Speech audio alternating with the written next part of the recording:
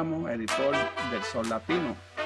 Esta es la edición número 33 del podcast El Sol Latino 413, transmitiendo directamente desde el oeste de Massachusetts, el Pioneer Valley.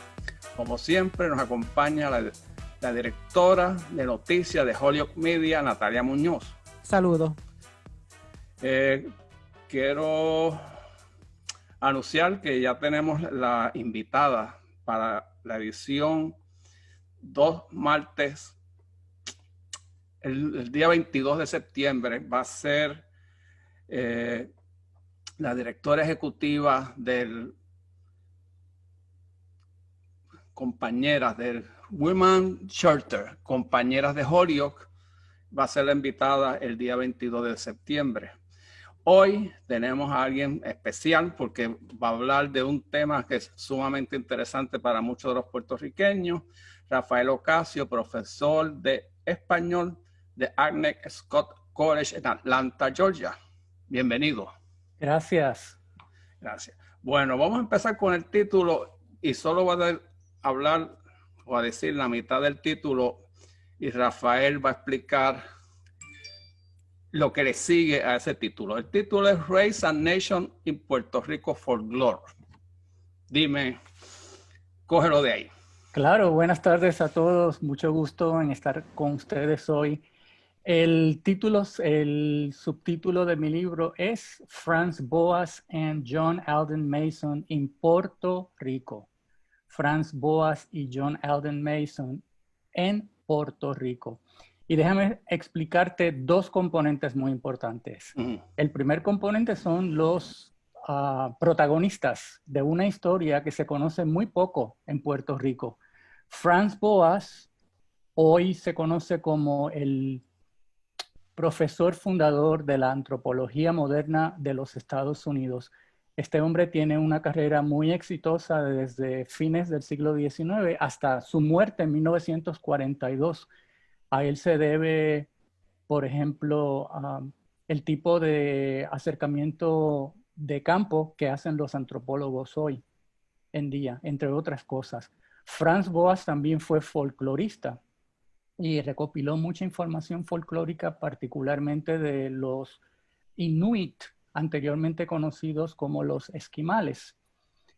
Franz Boas, como dije, padre fundador de la antropología moderna, fue también mentor de muchos antropólogos y un joven antropólogo llamado John Alden Mason.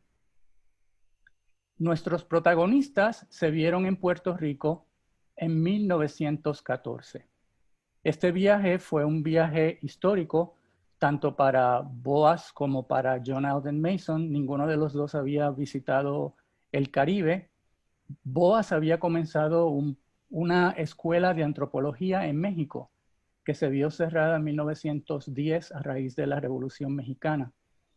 Mi acercamiento histórico con relación a este viaje que hizo Boas a Puerto Rico, pienso que Boas tenía muy en mente continuar esta escuela de antropología en nuestra isla.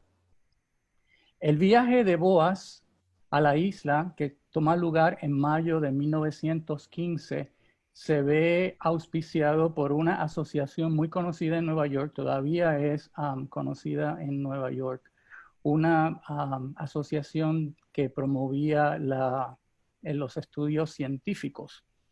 Con Boas entra un gran número de científicos, entran biólogos, entran químicos, entran geógrafos, se hacen mapas de la isla de Puerto Rico.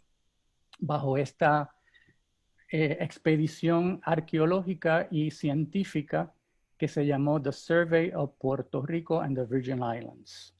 Déjame interrumpirte aquí para poner esto en contexto.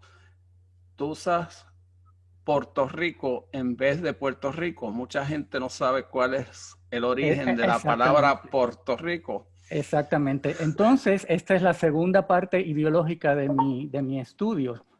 Los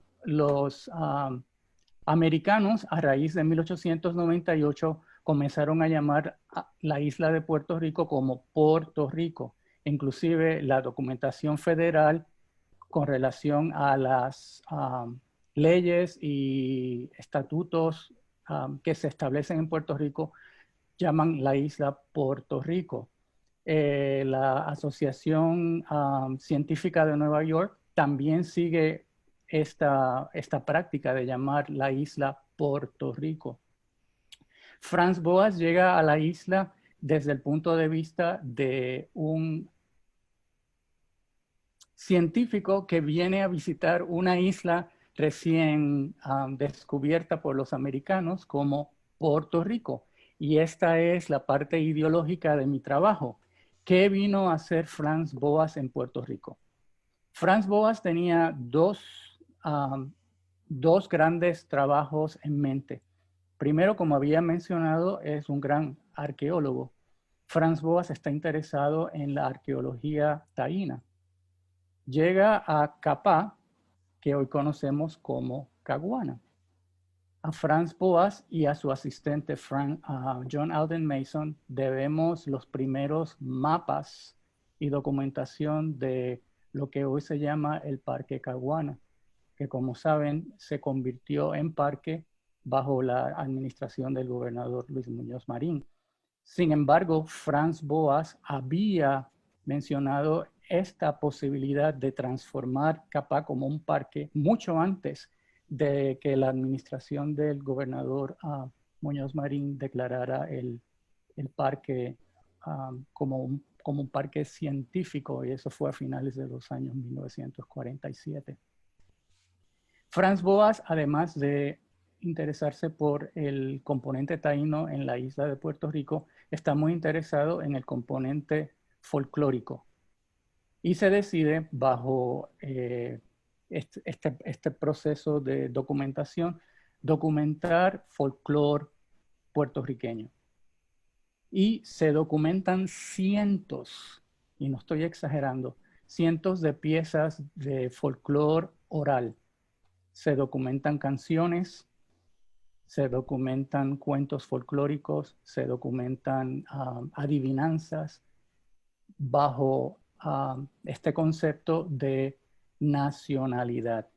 Lo interesante de mi investigación es que para que este proyecto se pudiera lograr, para que se pudieran documentar cientos de cuentos, como mencioné, entre otros, se necesitaba un gran número de personas que documentaran estos cuentos.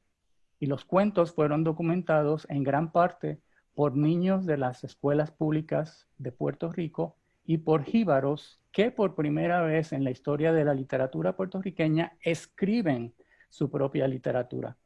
Hasta el momento anteriormente, bajo los españoles y posteriormente, recuerden que Boas está en Puerto Rico en 1915, los años que hay posterior a 1898, la literatura que se documenta en la isla sobre nuestra cultura popular, particularmente los cuentos, es documentada por literatos.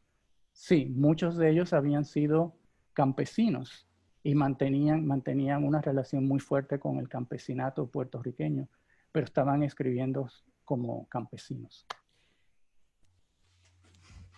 Estos son cuentos folclóricos de las montañas de Puerto Rico y de las costas de Puerto Rico. Lo interesante del estudio que yo hago es que Boas se concentra en el área de Utuado, pero su ayudante John Alden Mason viaja a través de todo Puerto Rico. Mason permanece en Puerto Rico por unos meses más que Boas y tiene la oportunidad de examinar otro folclore. Sin embargo, cuando se documentan, cuando se editan los cuentos, y los cuentos se comienzan a editar en 1917, se publican en una serie de volúmenes por una revista que se llama The American Folklore of America. Ahora me estoy olvidando.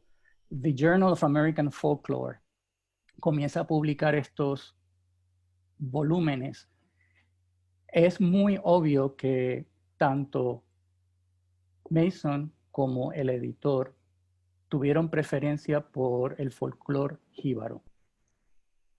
Yo pude examinar las libretas, los diarios de viaje de Mason, y sé que estuvo en Loíza, donde pasó varios días. Entonces yo tengo documentación que sé que Mason tuvo contacto con el folclore negro de Loíza. Sin embargo, este folclore no se documenta en las publicaciones. Rafael, ¿cómo documentan la información que recopilan? ¿Cogiendo notas? La documentación, como mencioné, literalmente hubo dos tipos de documentación. La primera documentación y la más amplia es la documentación que escriben los propios niños y los jíbaros que ya tenían una fama como contadores de cuentos. La segunda forma, Mason también documentó en forma oral lo que había escuchado. Sin embargo, la mayor parte de lo que se publica, yo pienso que es lo que los chicos, los niños y los jíbaros escribieron. Desafortunadamente, la documentación desaparece. La publicación o las publicaciones que aparecen en la revista no tienen indicación de quién escribió, si se escribió o si fue Mason quien estuvo escribiendo lo que escuchó. Ok, la investigación se concentra en Utuado. La concentración se concentra en Utuado. Mason llegó directamente a Utuado. Las primeras cartas que tengo de Mason a Boas son de mediados de diciembre, recién llegado a Puerto Rico. ¿Por qué Utuado? Porque Utuado. Y no Jayuya o Lares. Exactamente. Yo pienso que había sido Utuado porque ya ya Boas tiene intención de documentar Capá. Mason conoce la existencia de Capá por varias razones. Particularmente una de las razones porque algunos antropólogos norteamericanos ya habían documentado la existencia de Capá en Puerto Rico. Otras razones, yo pienso, Utuado tiene un gran atractivo entre los primeros viajeros americanos que llegaron a Puerto Rico a partir de 1898. Estos cuentos folclóricos, antes de entrar en algunos ejemplos, como habemos, ¿cuántos? 5 millones de puertorriqueños acá en los Estados Unidos, y en Puerto Rico hay como 3 punto algo millones, creo. ¿Estos cuentos están disponibles también en inglés? Bueno, la segunda parte de mi proyecto es la publicación de mis cuentos favoritos. Y aquí tengo que ser muy honesto. Como mencioné, son cientos de cuentos. Hubiera sido literalmente imposible hacer una antología que recogiera todos los cuentos. Entonces, la segunda parte de este proyecto es mi edición de estos cuentos. Los cuentos se publicaron en la revista en español. Entonces, mi publicación es una edición en español moderno de estos cuentos. Trato de mantener un poco el sabor oral de los cuentos, pero lo modernizo un poco para evitar el uso repetitivo sobre todo de preposiciones, conjunciones, entonces, etc. Y hago una traducción al inglés de estos cuentos. La edición sale en marzo. Perfecto. Que se El llama próximo año. Del próximo año, que se llama en español Cuentos folclóricos de las montañas de Puerto Rico. Y eso es lo que vemos. Sí, lo vemos en el trasfondo. Lo interesante, sí. Me gusta mucho el trasfondo del libro porque si pueden ver ahora un poco, estoy utilizando una pintura de uno de los pintores puertorriqueños más destacados en el arte durante el siglo XX y uno que además documentó muy bien la vida de los campesinos, de nuestros jíbaros, Ramón Frade. Y lo que están viendo, el pan nuestro de cada día. exactamente. La imagen que tienen a mi espalda es Mujer con Niño, Crepúsculo de 1953.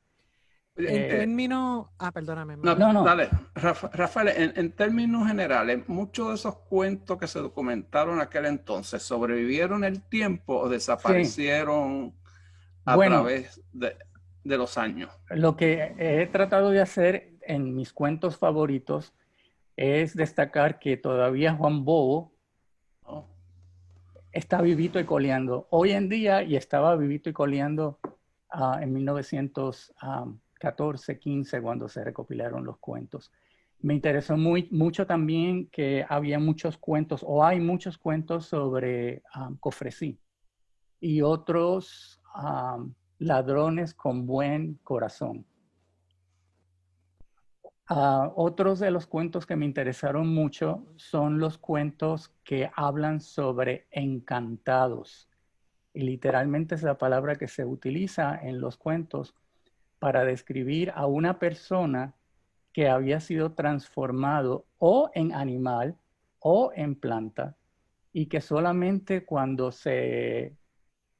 conoce a una persona de buen corazón se puede romper este encantamiento. Pero romper el encantamiento no es tan fácil para la persona de buen corazón.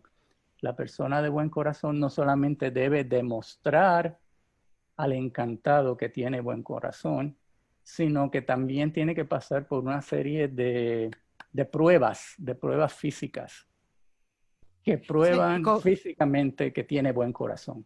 Cofresí El pirata. El pirata, exacto, que eso se conoce mucho en el oeste de Puerto Rico. Ahora, ¿quiénes son estos pillos con buen corazón? Bueno, hay varios y se mencionan. Que se robaron. Y se mencionan por su nombre. Uno de ellos se llama Contreras. Y aparentemente, de acuerdo a la documentación en los cuentos, había sido muy popular porque hay varios cuentos. Son pillos como Cofresí, que robaba para dar a los pobres. Es una de las características. La segunda característica que comparte con Cofresí son ladrones que se muestran muy puertorriqueños. Son ladrones que en ocasiones físicamente se enfrentan contra extranjeros, mayormente españoles, para demostrar su valentía, y como parte de esta valentía, por supuesto, su valía como puertorriqueños. ¿Hay mujeres protagonistas en estos cuentos folclóricos? Hay mujeres protagonistas. Mi favorita es la Cenizosa. La Cenizosa es el equivalente de, por supuesto, la Cenicienta. Y esta Cenizosa es una cenizosa jíbara. Y en algunos de los cuentos no existe un príncipe. Ella logra salir de su problema sin un príncipe. ¿Cómo estos cuentos folclóricos ayudaron a crear esa cultura, ¿no? de cuentos?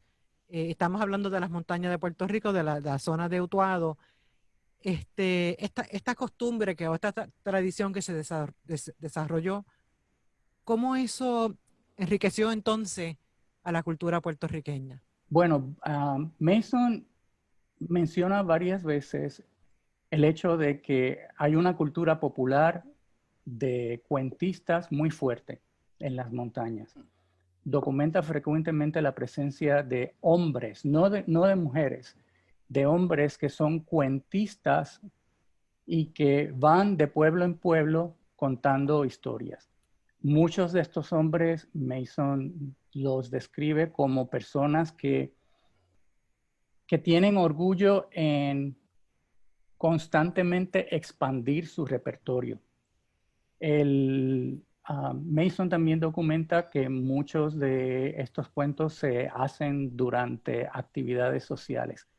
La que más le impresiona a Mason fueron los velorios, en donde se contaban estos cuentos. Mason, me parece que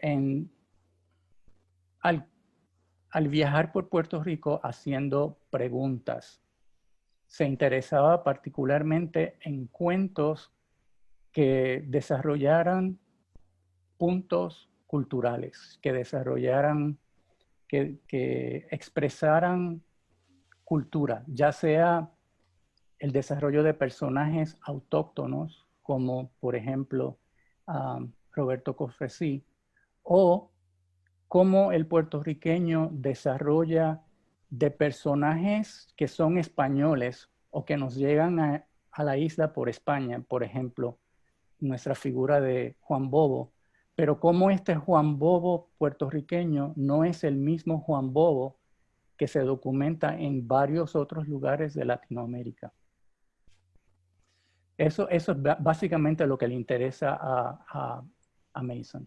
Oye, Rafael, para entender, ¿Mason hablaba español o entendía español? Mason, tanto como Boas, habían hecho investigación en México. Por lo tanto, entendían muy bien lo que Entendían estaban... español. Sin embargo, de la forma en que yo lo examino en mi libro, al momento de hacerse la edición de estos cuentos, y recuerda que muchos de estos cuentos llegan a los Estados Unidos transcritos en papel por niños en escuelas públicas puertorriqueñas o por estos señores que tenían fama de cuentistas.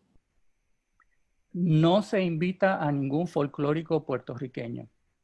Mason tiene contacto con varios grandes folcloristas. Por alguna razón, decide no expandir su ayuda al momento de la edición. La edición se hace sin un editor que entienda el español boricua, particularmente el español de los jíbaros. Y ahí fue donde entro yo, mi labor como editor de estos cuentos, examinando dónde fueron los errores en la edición de estos cuentos. En tu libro, Race and Nation in Puerto Rican Folklore, ¿cuál tú crees o qué tú consideras tu mayor aportación al tema de la identidad puertorriqueña? Bueno, desde el punto de vista de estudios de Franz Boas, con excepción de un capítulo en un libro por Jorge Duani, The Puerto Rican Nation on the Move, un libro básico para entender la cultura puertorriqueña hoy en día. No existen estudios extensos sobre Franz Boas en Puerto Rico. Inclusive, la mayor parte de los biógrafos de Franz Boas, cuando tocan el tema de Puerto Rico, lo tocan muy brevemente. Entonces, para mí la presencia de Franz Boas en Puerto Rico fue muy importante. No solamente porque fue el gran antropólogo de una serie de antropólogos que entra a la isla a partir de 1898, sino que la presencia de Franz Boas inicia en Puerto Rico especialmente a nivel de gobierno. Grandes discusiones sobre lo que significa la cultura puertorriqueña, vis a vis sobre lo que presenta el gobierno de los Estados Unidos desde el punto de vista de una anexión a los Estados Unidos. Se puede anexar un territorio con una cultura muy fuerte, con una cultura ya establecida y dentro de esa cultura con un lenguaje muy establecido.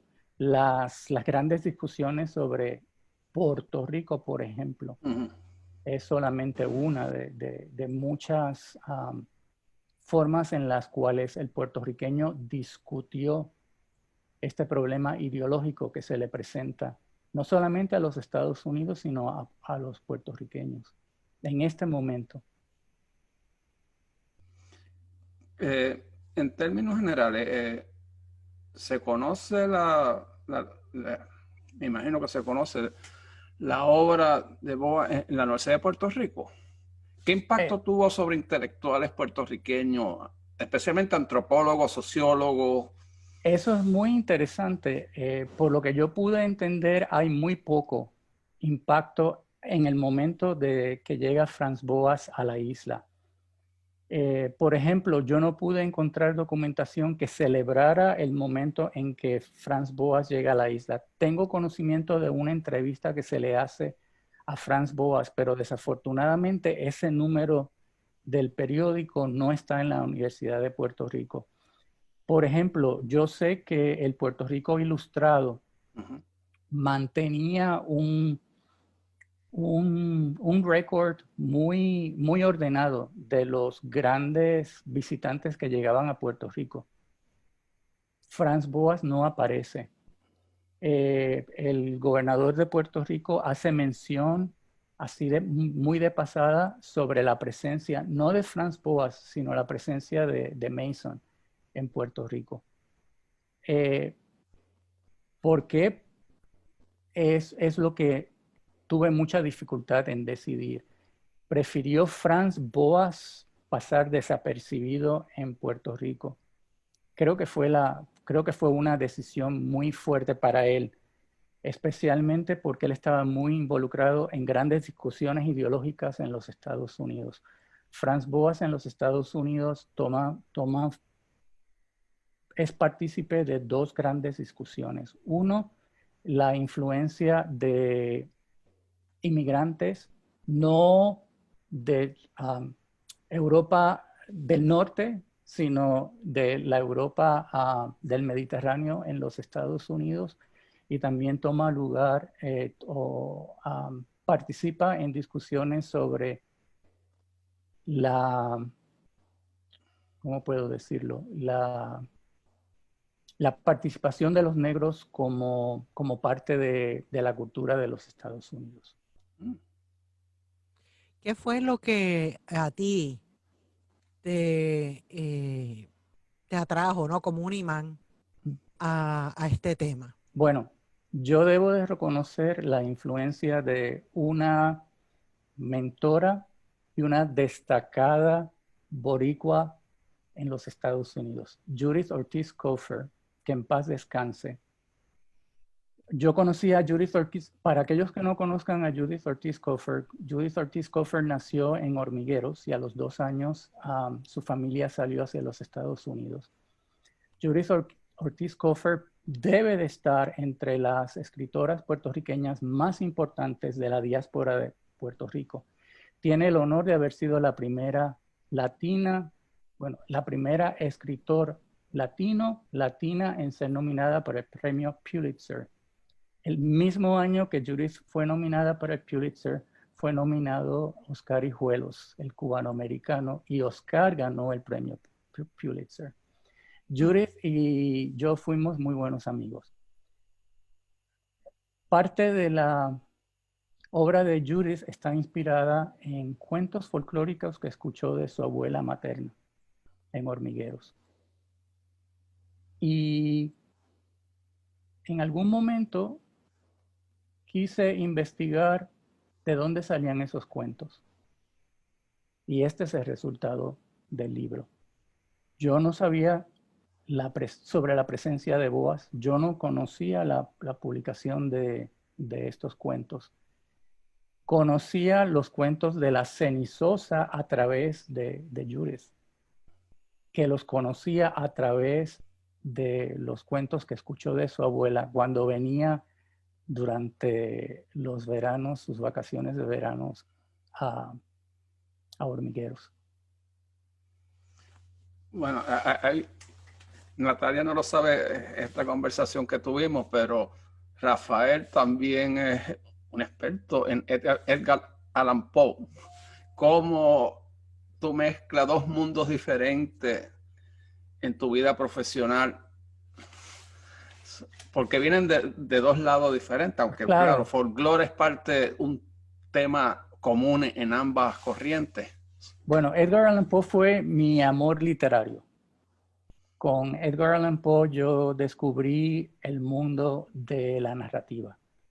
con Edgar Allan Poe yo descubrí la estructura interna de un cuento. Los cuentos folclóricos puertorriqueños fueron mi primera escuela. Como muchos niños puertorriqueños, yo aprendí a leer leyendo cuentos folclóricos. Como muchos niños en las escuelas de Puerto Rico, yo aprendí sobre la estructura de los cuentos examinando los componentes de los cuentos, ¿no? ¿Qué es un personaje? ¿Qué le pasó al personaje? ¿Cuál es el problema del personaje? Y son estructuras, como dije, básicas, y son estructuras que nos conectan con otras literaturas, ya sea la literatura de Edgar Allan Poe, ya sea la literatura de Judith Ortiz Cofer, o ya sea la literatura de otro gran amor de mi vida, Reinaldo Arenas. Para que la gente sepa que uno puede tener muchos intereses que parecen que no están relacionados, pero sí están relacionados por una sola cosa, por la persona. Eso es lo que tienen todos estos autores en común. En este caso, a Rafaela Ocasio. Gracias. Bueno, ¿qué algo adicional tú quieres mencionar acerca de tu libro? Bueno, yo, a manera de conclusión, mi gran granito de arena en estos proyectos es expandir el mundo de estos cuentos, expandir el número de lectores. Tengo el ejemplo de mi hermana, Edna Ocasio, en Puerto Rico, enseñando a mis sobrinitos gramática, modo de expresar a través de estos cuentos. Entonces, de cierta forma, por supuesto, quiero mantener vivos estos cuentos, pero quiero ampliar el número de lectores. Me gustaría mucho, por ejemplo, que lectores latinos, no puertorriqueños, leyeran estos cuentos y vieran que hay grandes similitudes con otros cuentos nacionales. De igual manera que los norteamericanos al leer estos cuentos reconozcan de igual forma que hay otras semejanzas con cuentos de los Estados Unidos. Gracias, Rafael, porque tú eres parte de una cadena de personas que han ido rescatando estos cuentos. ¿Cierto? Y a medida que la cultura, sea la nuestra, sea la de cualquier cultura, va evolucionando, va cambiando, hay ciertas partes de nuestra cultura que ameritan que nunca nos olvidemos de ellas, que son fundamental para todos nosotros. Te agradezco que hayas hecho ese trabajo. Dinos, por favor, ¿dónde podemos conseguir tu libro? Y el que va a salir en marzo. El libro, los dos son muy fáciles de localizar en la Universidad de Rutgers Press. Perfecto. Se hacen un googleo de University of Rutgers Press. El segundo va a salir en marzo. En marzo. El primero ya está fuera.